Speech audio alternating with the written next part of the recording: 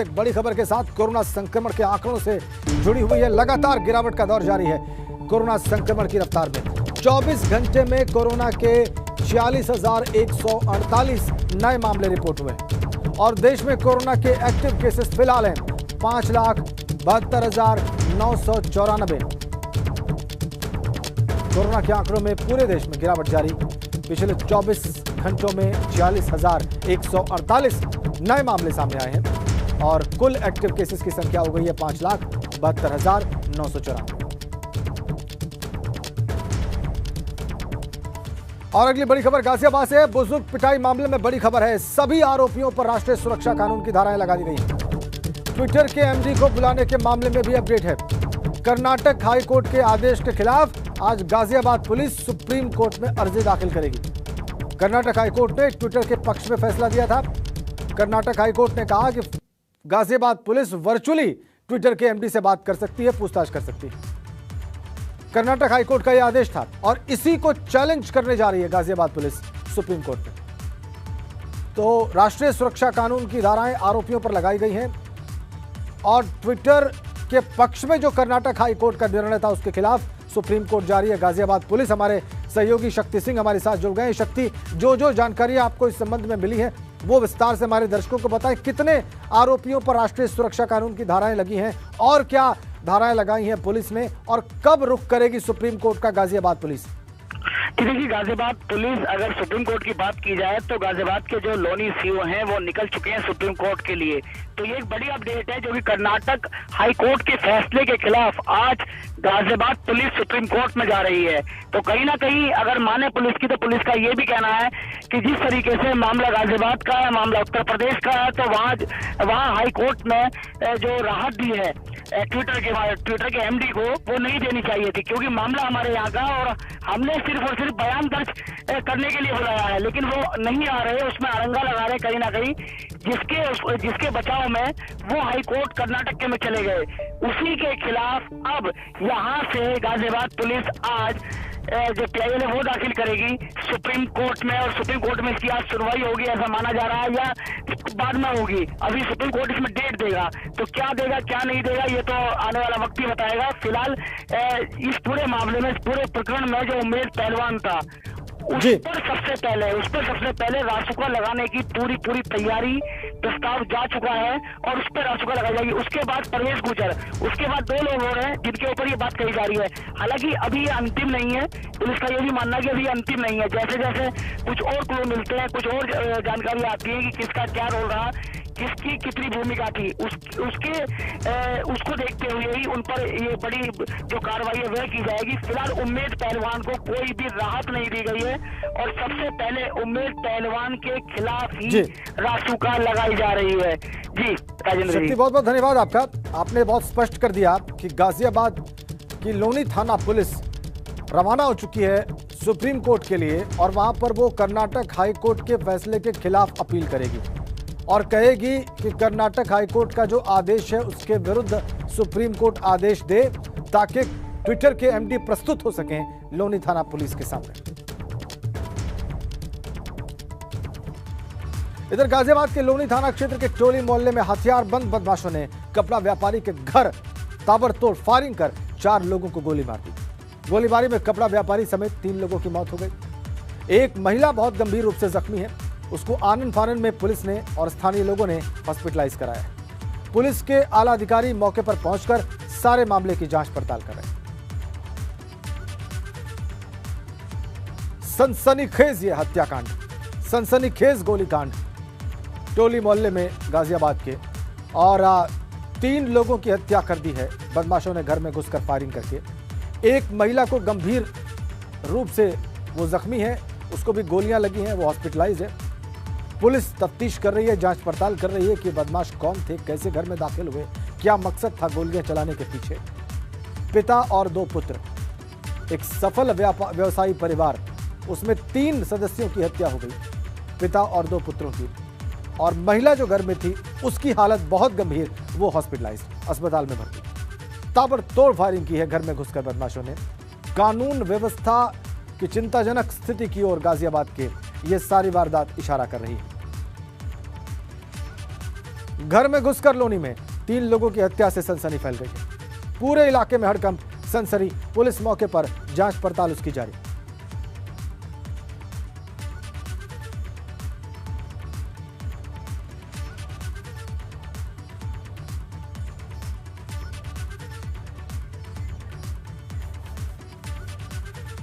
तो आपने गाजियाबाद मामले में पुलिस की बात भी जान ली और मामले को लेकर शुरू हुई सियासत किस तरह से चल रही है वो भी आपने देख लिया। चलिए अब आपको दिखाते हैं कि जब एबीपी गंगा की टीम मौके पर पहुंची तो हमारी टीम ने वहां पर क्या देखा। इस समय मौजूद हैं गाजियाबाद के लोनी में, जहां पर एक घर में बदमाशों ने रात खूनी खेल खेला, जिसमें 4 लोगों को बदमाशों ने अपना निशाना बनाया और गोली मारी है, जिसमें 3 लोगों की अभी मौत हो गई है और जो एक महिला है वह अभी अस्पताल में, उनका इलाज चल रहा है। यहाँ घर के सदस्य, इनसे बात करते हैं। क्या नाम है आपका? मेरा नाम अलीमुद्दीन है। जिनके साथ घटना हुई उनकी क्या लगती है? मैं उनका लड़का हूँ, 2 मेरे भाई हैं। क्या हुआ यहाँ पर, क्या पता चला?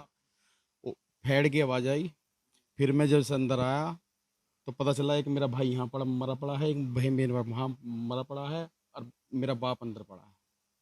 आप कहाँ थे उस समय? मैं अपने घर पे ही था। आप अलग रहते हैं? अलग रहते हैं। यहाँ पर कौन कौन थे जरा बताएंगे? जिनकी मौत हुई है उनकी क्या क्या नाम था?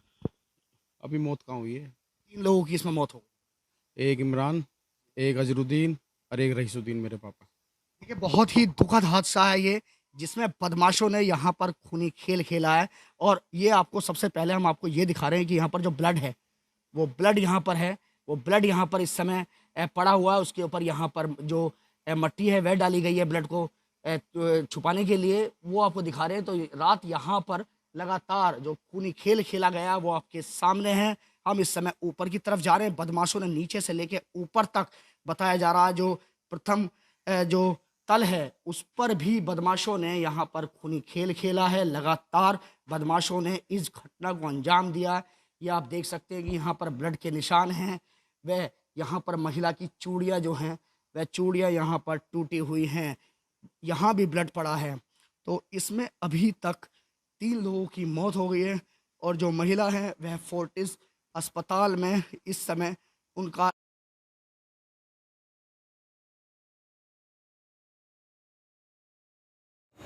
को रिपोर्ट किया है।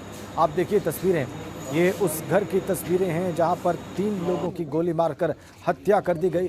देखिए पुलिस छत पर मौजूद और वो जांच पड़ताल करती हुई। सनसनी पूरे इलाके में हड़कंप मचा हुआ है।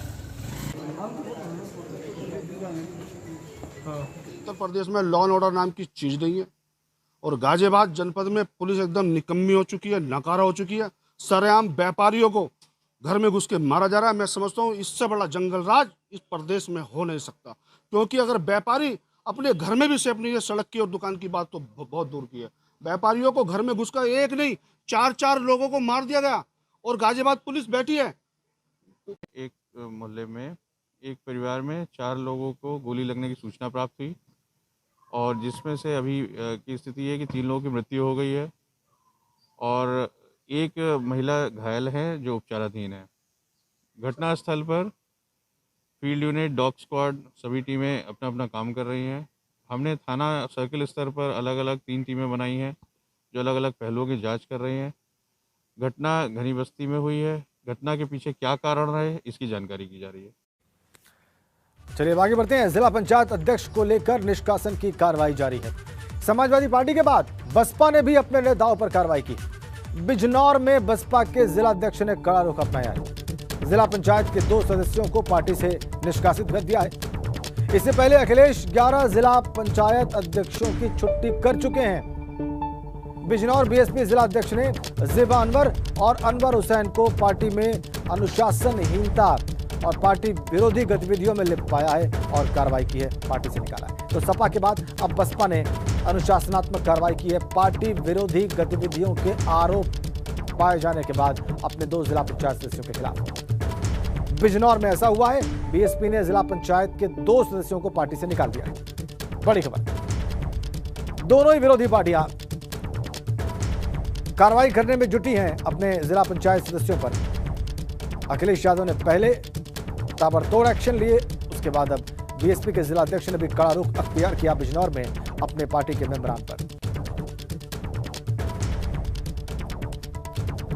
हमारे बिजनौर संवाददाता सरफराज इस वक्त हमारे साथ जुड़ गए हैं। सरफराज, क्या अनुशासनहीनता और किस प्रकार की पार्टी विरोधी गतिविधियों में लिप्त पाया है बसपा के जिला अध्यक्ष ने इन 2 जिला पंचायत सदस्यों को? देखिए, जो अभी जिला पंचायत अध्यक्ष के चुनाव होने हैं तो इसको लेकर के कहीं ना कहीं जो है लगातार जो भाजपा और सपा के जो उम्मीदवार हैं, जो इसको लेकर के कहीं ना कहीं इन्हें जो पार्टी के जो गतिविधियां और जो अनुशासनहीनता इनको दिखी, इनका एक आरोप है। जो बसपा के जो जिलाध्यक्ष हैं उनका साफ तौर से कहना है कि ये जो बीजेपी के जो जिलाध्यक्ष हैं उनसे ये मिल गए हैं और इसको लेकर के कहीं ना कहीं जो है ये पार्टी का इन्होंने जो है अनुप्रयोग किया है। इसको लेकर के इनको निष्कासित कर दिया है पार्टी से। शुक्रिया आपका सरफराज। बीजेपी से मिल गए हैं, इस प्रकार के आरोप लग रहे हैं बीएसपी के इन 2 सदस्यों पर और इसीलिए इन्हें पार्टी से निष्कासित किया गया है। अगली खबर लखनऊ से है। सूबे में धर्मांतरण के हर महीने 7 मामले रिपोर्ट हुए हैं। जबरन धर्मांतरण के सबसे ज्यादा मामले पश्चिमी उत्तर प्रदेश में सामने आए हैं। धर्मांतरण कानून लागू होने के बाद से अब तक कुल 50 मुकदमे दर्ज हुए हैं। पश्चिमी यूपी में ही अब तक 22 मुकदमे दर्ज किए गए।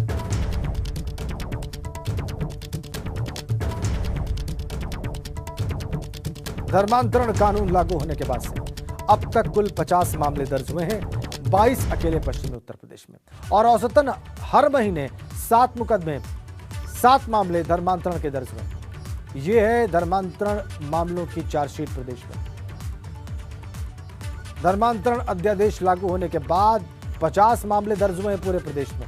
सबसे ज्यादा अगर किसी जिले में हुए हैं तो नोएडा में, नोएडा कमिश्नरेट में 5 मामले अकेले दर्ज हुए हैं, उसके बाद वाराणसी में।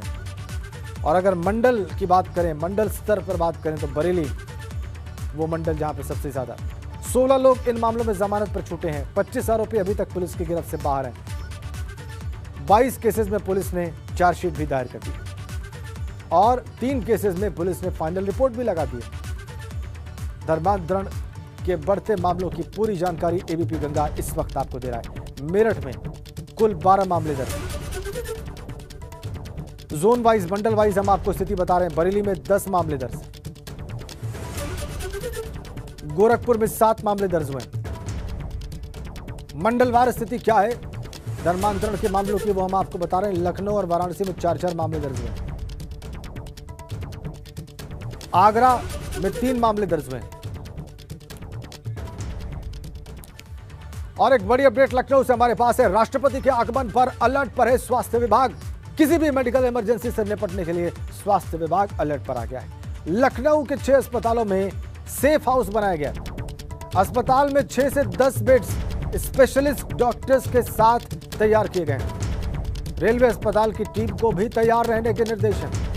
पीजीआई, केजीएमयू, लोहिया सिविल अस्पताल, कमांड हॉस्पिटल और रेलवे अस्पताल में सेफ हाउस बनाया गया है। एडवांस लाइफ सपोर्ट एम्बुलेंस को भी तैनात किया गया है। और थोड़ी देर में कानपुर से लखनऊ के लिए रवाना हो जाएंगे राष्ट्रपति रामनाथ कोविंद। प्रेसिडेंशियल ट्रेन से ही लखनऊ पहुंचेंगे महामहिम और लखनऊ में सीएम योगी और गवर्नर आनंदीबेन पटेल उनका स्वागत करेंगे। सीधा कानपुर चलते हैं रतीश के पास। रतीश, क्या सर्किट हाउस से निकल चुके हैं राष्ट्रपति?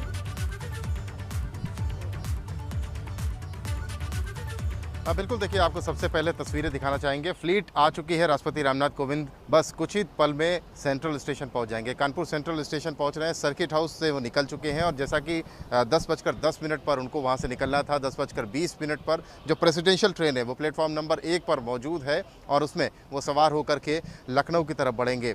पूरा 60 घंटे से ज़्यादा का वक्त कानपुर में बिताया है प्रेसिडेंट ने और अपने पैतृक गाँव परौक की तरफ रुख किया था। प्रेसिडेंट बनने के बाद, राष्ट्रपति बनने के बाद जब वो परौक पहुंचे, पोखराया पहुंचे, कानपुर देहात पहुंचे, काफ़ी भावुक हुए और ये फ्लीट जो है वो अब बढ़ रही है और कानपुर सेंट्रल स्टेशन पर रामनाथ कोविंद जो राष्ट्रपति हैं वो अब यहाँ पर पहुँच रहे हैं। अपने परिजनों के साथ विशेष ट्रेन पर सवार होंगे और उसके बाद वो लखनऊ की तरफ रुख करेंगे। आपको दिखा रहे हैं तस्वीरों में लगातार गाड़ियों का काफिला आ रहा है। तमाम बड़े अधिकारी इस फ्लीट में मौजूद हैं और राष्ट्रपति रामनाथ कोविंद की गाड़ी भी बिल्कुल अब कुछ ही पलों में हम अपने दर्शकों को दिखाएंगे तस्वीरों के जरिए। प्लेटफॉर्म नंबर 1 पर राष्ट्रपति की जो विशेष ट्रेन है वो लगाई गई है और फिलहाल जो कैंट साइड इलाका है जहां पर हम मौजूद हैं, इसे आम यात्रियों के लिए पूरी तरीके से बंद कर दिया गया है। जब राष्ट्रपति की ट्रेन यहां से रवाना हो जाएगी उसके बाद ही इसे खोला जाएगा और बड़े अधिकारी फिलहाल यहां पर पहुंच रहे हैं।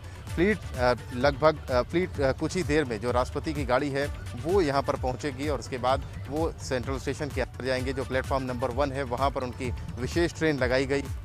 पूरी सुबह से सिक्योरिटी चेक कर लिया गया है और सिक्योरिटी चेक के बाद अब वो उस ट्रेन में बैठ करके लखनऊ की तरफ रवाना होंगे। लखनऊ में उनका 2 दिन का कार्यक्रम है, जिसके बाद वो राष्ट्रपति भवन जाएंगे। जी बिल्कुल रतीश, हम देख पा रहे हैं, क्या राष्ट्रपति का वाहन स्टेशन प्रांगण में दाखिल हो चुका है रतीश?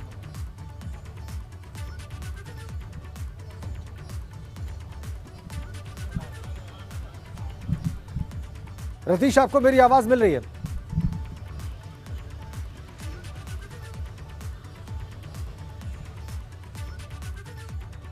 बहरहाल तस्वीरें अभी आपने देखी। ये काफिला राष्ट्रपति का जो कन्वॉय है वो कानपुर सेंट्रल रेलवे स्टेशन पहुंचा है। अभी अभी आपने देखी, इस फ्लीट में कई गाड़ियां, पुलिस के वाहन, एम्बुलेंस, ये सब कुछ था। और बस थोड़ी देर में, कुछ ही मिनटों में 10:20 पर शेड्यूल टाइम है जब presidential train Kanpur central railway station से रवाना हो जाएगी लखनऊ के लिए।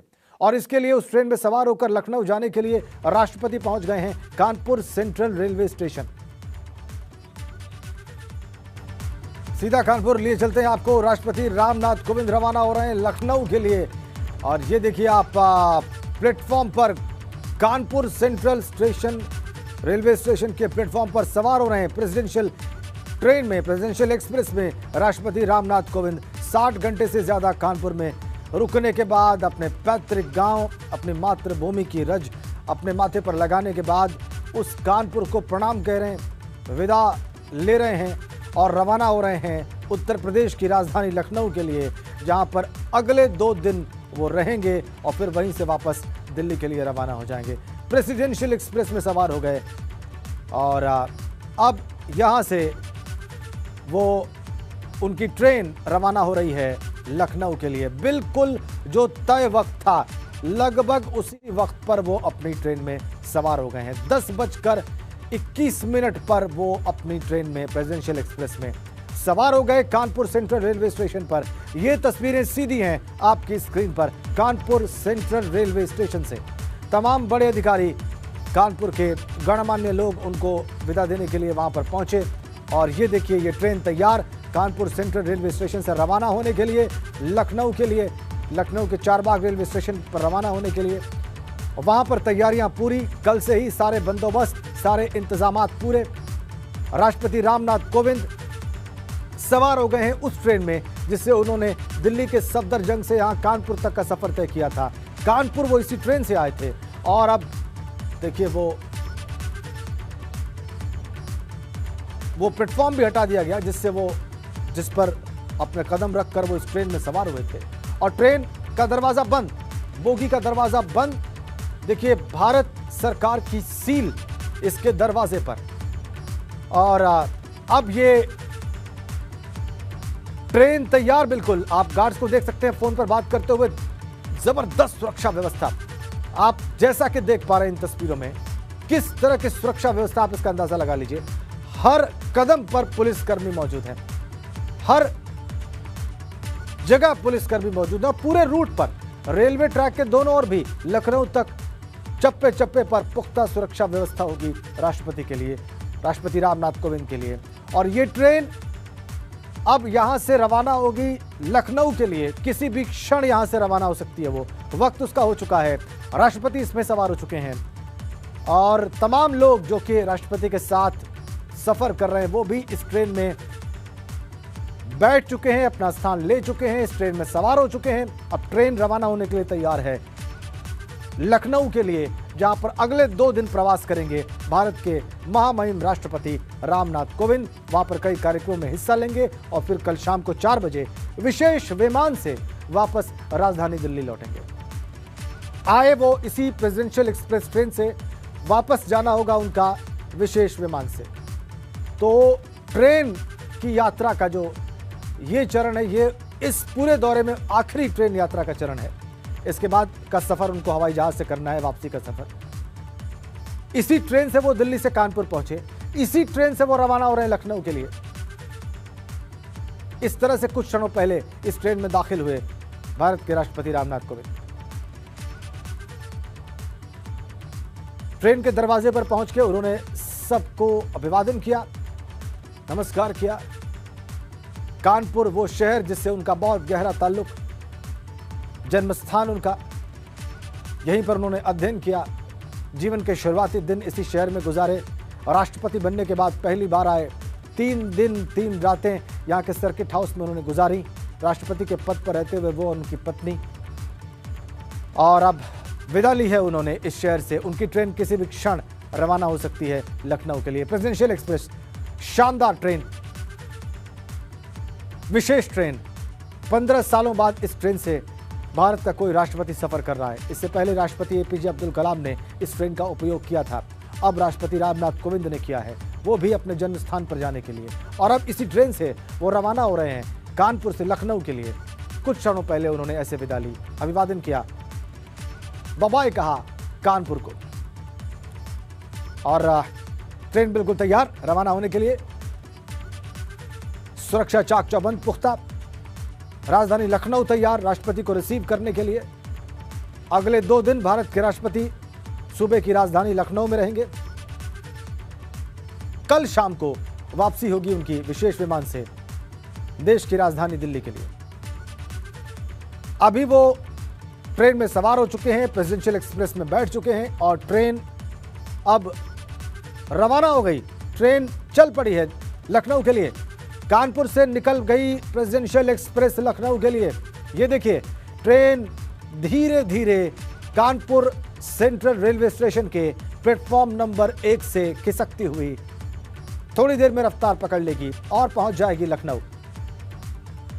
ये सीधी तस्वीरें, प्रेसिडेंशियल एक्सप्रेस ट्रेन धीरे धीरे रफ्तार पकड़ती हुई और कानपुर सेंट्रल रेलवे स्टेशन के प्लेटफॉर्म नंबर 1 से लखनऊ के लिए रवाना होती हुई। जबरदस्त ट्रेन, शानदार ट्रेन। भारत के राष्ट्रपति इसमें सफर कर रहे हैं। यह विशेष अवसर, प्रेसिडेंशियल ट्रेन से वो लखनऊ के लिए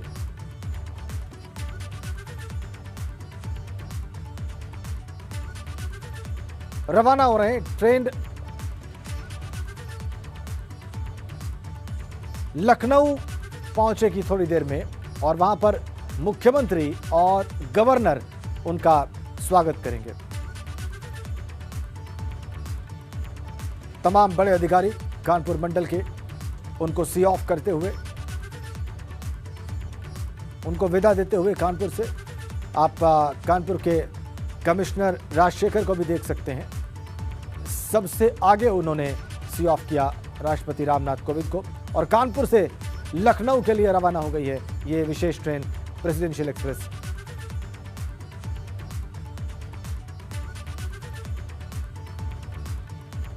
विशेष सुविधाओं से युक्त ये ट्रेन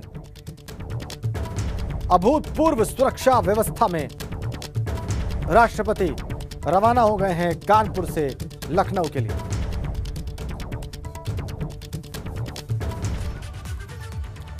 और इन्हीं सीधी तस्वीरों के साथ और इस अपडेट के साथ कि राष्ट्रपति की ट्रेन रवाना हो चुकी है कानपुर से लखनऊ के लिए।